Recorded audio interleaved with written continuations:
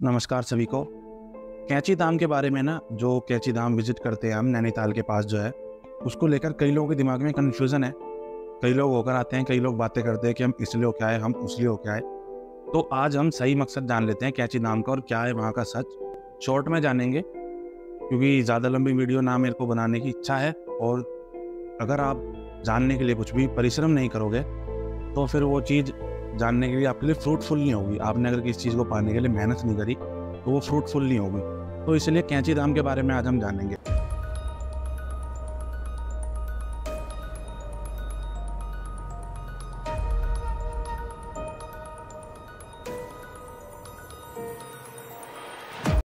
तो पहले तो ये माइंड से अपने बिल्कुल निकाल दो कि बाकी सब तीर्थ स्थानों की तरह कैंची धाम भी एक तीर्थ स्थल है। वो एक तीर्थ स्थल नहीं है। तो फिर क्या है? तो कैंची धाम को आप यूं समझ सकते हो कि वो एक पॉजिटिव वाइब का स्रोत है, मतलब सकारात्मक ऊर्जा का एक स्रोत, जिसको एक इंसान ने डिस्कवर किया।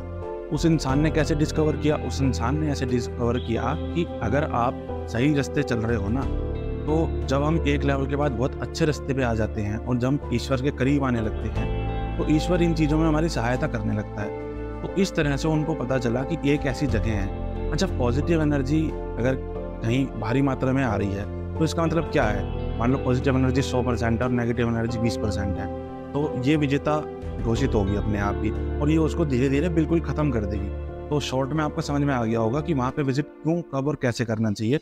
अब मैं आपको ब्रीफ में इस चीज़ को एक्सप्लेन करता हूँ। जब भी आपके जीवन में या किसी इंसान के जीवन में अगर कोई बदलाव आना है, हमेशा हर थोड़े समय के बाद इंसान के जीवन में बदलाव आता है। कभी स्कूल से वो कॉलेज में जाता है, उसके बाद उसकी शादी होती है, शादी के बाद बच्चे होते हैं, बच्चे होने के बाद वो दादा बनता है। तो ये जीवन के कुछ बहुत इंपॉर्टेंट स्टेप्स हैं जहाँ पे लाइफ में चेंजेस आते हैं और आते रहने चाहिए। तो वहाँ पे जाने का फ़ायदा उनको होता है जो बिल्कुल ठीक रास्ते चल रहे हैं। उनके कर्म जो उनको करने चाहिए, जो सही रास्ता है वो उस रास्ते पे चल रहे हैं, लेकिन उनके बीच अड़चन पैदा हो रही है।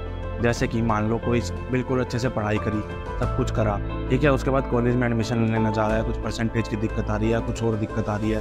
उसके बाद शादी करनी है, मान लीजिए साल हो गया, कोशिश कर रहे हैं, रिश्ते भेज रहे हैं, हर जगह कोशिश कर रहे हैं, हाथ पैर मार रहे हैं, बच्चा भी बिल्कुल ठीक है, कर्म भी अच्छे करता है, सही रास्ते भी चला है, पढ़ने में भी ठीक है, समय पर नौकरी भी लग गई, लेकिन नौकरी लगने के बाद रिश्ता नहीं हो रहा। तो ज़्यादातर आप देखना इसी समय पे जाया जाता है। अब इसको आप समझ सकते हो, यानी आप सही रास्ते तो चल रहे हो, लेकिन दिक्कत कहाँ आ रही है?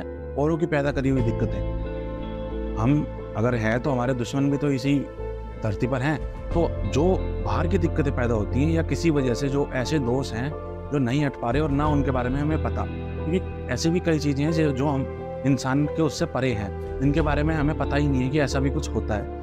तो उस समय पे जाना होता है। अच्छा, तो उन लोगों को फ़ायदा है जो लोग चल तो सही रास्ते रहे हैं। क्योंकि देखो, कई लोगों के जीवन में ना एक दिक्कत आती है। कई बार मेरी कुछ लोगों से बात होती है तो वो अपनी प्रॉब्लम जब बताते हैं ना, तो मैंने कहा आप खुद प्रॉब्लम हो।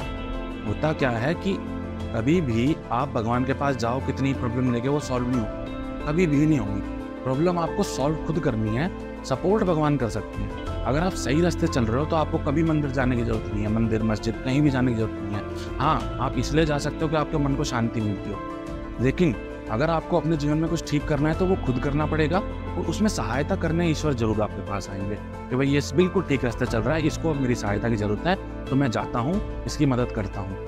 आप ये सोचोगे कि मैं कुछ ना करूँ, मैं पढ़ा रहूँ, मैं 25 का हो जाऊँ, मैं 30 का हो जाऊँ, या कुछ भी करूँ, और उसके बाद मैं भगवान के हरे राम हरे कृष्ण हरे राम करता रहूँ, या जोर जोर से श्री राम चिल्लाऊँ सड़कों पर निकल के, तो उससे अगर आपको लगता है कि आपका सब कुछ ठीक हो जाएगा, या बार बार 30 स्थान जाने से आपको कुछ ठीक हो जाएगा, तो ऐसा कभी नहीं होगा। इसलिए वहाँ जब आप जा सकते हो कि जब आपकी समझ से बाहर की परेशानी हो। भाई बच्चा ठीक से पढ़ा, ठीक है, कॉलेज में एडमिशन नहीं हो पा रहा, तो फिर इसका मतलब आपकी गलती नहीं है ना, बच्चे ने सब कुछ ठीक किया, आपने फीस दी, सब कुछ करा। ऐसे समय पे आप जा सकते हो कि भाई मेरे बच्चे के साथ ये दिक्कत हो रही है, रिश्ता करना चाह रहे हो, 1 साल हो गया, 2 साल हो गया, पुजारी पंडित सबके पास चले गए, लेकिन नहीं हो रहा, तो क्या होगा? अब इसका मतलब ये है कि कहीं ना कहीं आपके अंदर कोई नकारात्मक ऐसी चीज़ अटकी हुई है, कोई अड़चन बन रही है, तो उस अड़चन को सुलझाने के लिए, उसको खत्म करने के लिए विजिट करोगे तो सिर्फ फायदा होगा।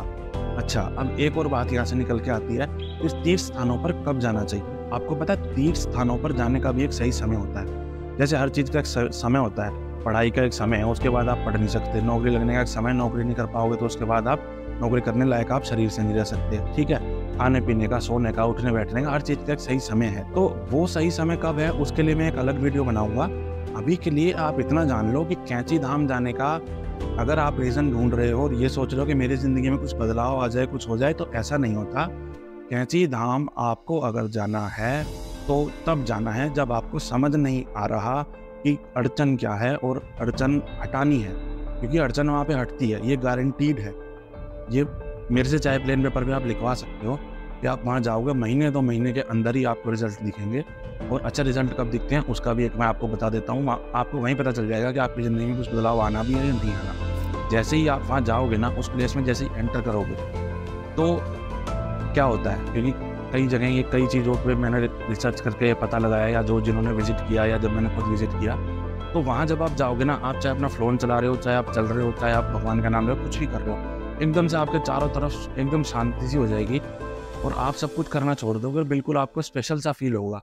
तो आप भी समझ सकते हो कि कब आपके साथ ऐसा होता है। मान लो भरी भीड़ में आप चले जा रहे हो, सब चले जा रहे हैं, या एकदम चारों तरफ कुछ रुक जाए या शांति सी हो जाए, या लोग अपना काम कर रहे हैं, आप तक नहीं पहुँच रही बात की वो क्या कर रहे हैं क्या नहीं कर रहे हैं। तो जब आपको वहाँ पे थोड़ा सा स्पेशल फील हो, इसका मतलब आपकी लाइफ में कुछ ना कुछ अब बदलाव आएगा और निश्चित ही फिर आपकी ज़िंदगी में सब कुछ लाइफ ट्रैक पे आ जाएगी। तो क्योंकि देखो, तीर्थ स्थलों को आजकल पिकनिक स्पॉट बना दिया गया है और आपको पता है वहाँ जाने का फ़ायदा ना हो, नुकसान ज़रूर हो जाएगा अगर आप इस तरह से जाओगे, क्योंकि तीर्थ स्थलों को बर्बाद करा जा रहा है।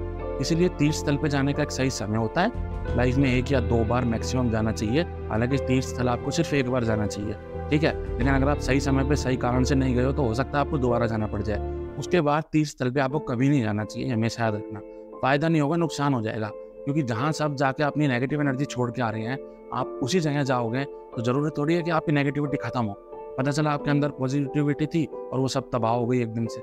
जहाँ जिस चीज़ की भारी मात्रा में उपलब्धि है, तो एक चीज़ से ज़्यादा भी तो हानिकारक होती है ना। ज़रूरत पानी ज़्यादा हो जाए तो शरीर में सूजन ले जाता है, ब्लैडर में स्वेलिंग कर देता है अगर ज़्यादा पानी पियो, और कम पियोगे तो पानी की कमी हो जाती है। इसीलिए एक सही समय होता है, निश्चित समय होता है। अगर आपको जानना है कि किस समय जाना चाहिए, कब जाना चाहिए, किस उम्र में जाना चाहिए, क्या फ़ायदा है, क्या दिक्कत है, तो वो फिर आप पूछो, आप कमेंटों में बताओ अगर आपको कुछ जानना है तो। बाकी कैंची धाम अगर आपको जाना है तो फिर आपको मैंने बता दिया कि आपकी ज़िंदगी में कोई अड़चन बन रही है तो आप जा सकते हो, लेकिन उसके आप ये ज़रूर देख लेना कि आप अपनी तरफ से पूरा सब कुछ ठीक कर रहे हो कि नहीं कर रहे हो। वरना एक बार छोड़ो 100 बार जाना, वही घर बना लेना पड़ोस में, कैंची धाम के साथ वाले घर खरीद लेना, आपके पास कितना भी पैसा हो, चाहे पैसे वाले लोग हों तो, लेकिन फ़ायदा कुछ नहीं होगा। फ़ायदा जब भी होगा जब आप ठीक चल रहे हो, लेकिन एक ऐसी अड़चन आपके सामने आ रही है जिसका आपके पास कोई इलाज नहीं है, लाइलाज अड़चन। तो जल्दी मिलेंगे एक वीडियो के साथ और जिसमें मैं आपको और नई चीज़ों के बारे में बताऊँगा। और देखो, मेरी वीडियोज़ देखने का फ़ायदा तो है, आप ये मत सोचो कि अभी जितनी वीडियोज़ आई हैं उन्हीं में आपको कुछ मिल जाएगा। उन वीडियोज़ में भी आपको इतना कुछ सुनने को मिलेगा, मात्र 8-10 वीडियो हैं, उनके अंदर भी आपको ऐसा सुनने को मिल जाएगा जिससे आपको पता चल जाएगा कि बाकी वीडियोज़ से कैसे वीडियोज़ अलग है। लेकिन मेरा जो एक मेन टारगेट ये है कि छोटी उम्र से लेके और आदमी जब तक मरता है, जब तक उसे मुक्ति मिलती है, उस उम्र तक के इंसान को हर रूप से, हर तरह से मैं सहायता दे सकूं। तो इस वीडियो को कमेंट करो, कुछ ना करो, चाहे लाइक करो चाहे ना करो, लेकिन शेयर ज़रूर करना, क्योंकि दूसरे की सहायता करोगे तो भगवान आपकी अपने आप सहायता कर देगा। आप ये सोचो वीडियो आप तक ही रहे, सिर्फ आप अपना फ़ायदा कर लो, तो ऐसा नहीं है। चाहे वो कोई भी आपका रिश्तेदार, आपका मित्र या कोई भी है, उस तक ज़रूर इस वीडियो को पहुँचाओ ताकि उसकी लाइफ में कुछ अच्छा हो सके। आप किसी और का भला करोगे तो आपका तो ऑटोमेटिकली अपने आप भला हो जाएगा, शायद आपको वो वहाँ पे जाना भी ना पड़े। तो यही बस मैं आपसे एक सपोर्ट चाहता हूँ, इसके अलावा मुझे आपसे कोई सपोर्ट नहीं चाहिए। जल्दी मिलेंगे एक और नई वीडियो के साथ, जब तक के लिए शुक्रिया, धन्यवाद, खुश रहो हमेशा। और किसी तरह की ऐसी परेशानी आ रही है जो समझ से बाहर है तो उसके लिए आप कभी भी पूछ सकते हो, हमेशा 24/7 मैं अवेलेबल हूँ आपकी उस सहायता करने के लिए।